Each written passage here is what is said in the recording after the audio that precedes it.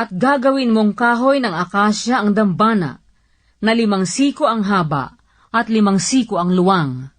Ang dambana ay gagawing parisukat, at ang taas ay magkakaroon ng 3 siko. At gagawin mo ang mga anyong sungay sa ibabaw ng 4 na skulok niyaon. Ang mga anyong sungay ay kaputol din, at iyong babaluti ng tanso. At igagawa mo ng kanyang mga kawa upang mag-alis ng mga abo, at ng mga pala, at ng mga mangkok, at ng mga pangalawit, at ng mga suuban. Lahat ng mga kasangkapay gagawin mong tanso. At igagawa mo ng isang salaang tanso na tila lambat ang yari.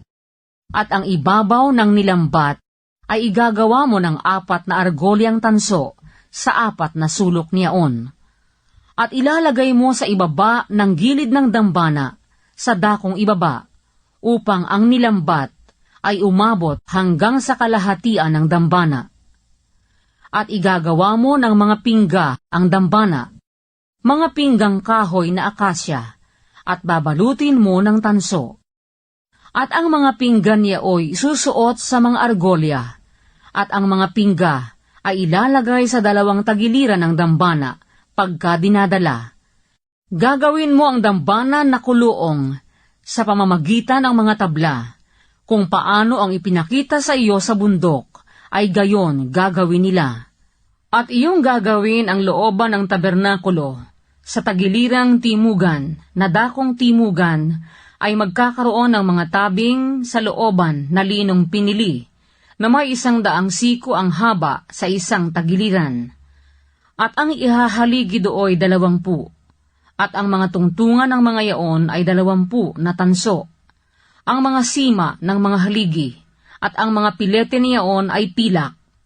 At gayon din sa tagilirang dakong hilagaan, sa kahabaan ay magkakaroon ng mga tabing na may 100 siko ang haba, at ang mga haligi ng mga yaon ay 20, at ang mga tungtungan ng mga yaon ay 20 na tanso.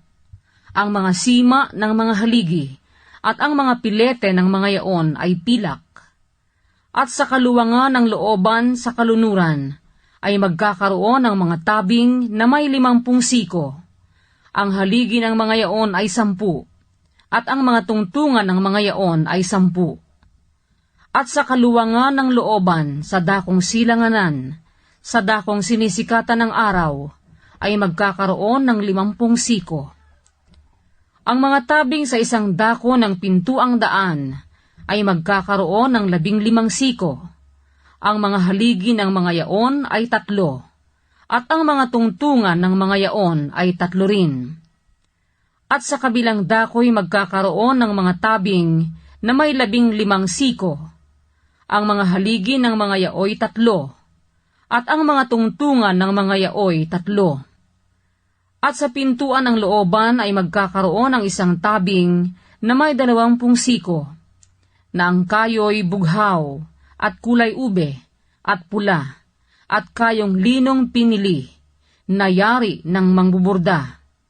Ang mga haligi ng mga yaoy 4, at ang mga tungtungan ng mga yaoy 4. Lahat ng haligi sa palibot ng looban ay pagsusugpungin ng mga pileteng pilak. Ang mga sima ng mga yaon ay pilak, at ang mga tungtungan ng mga yaon ay tanso.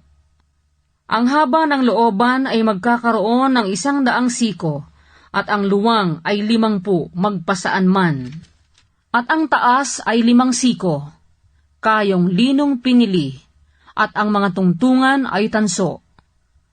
Lahat ng mga kasangkapan ng tabernakulo sa buong paglilingkod doon, at lahat ng mga tulos niyaon, at lahat ng mga tulos ng looban ay tanso.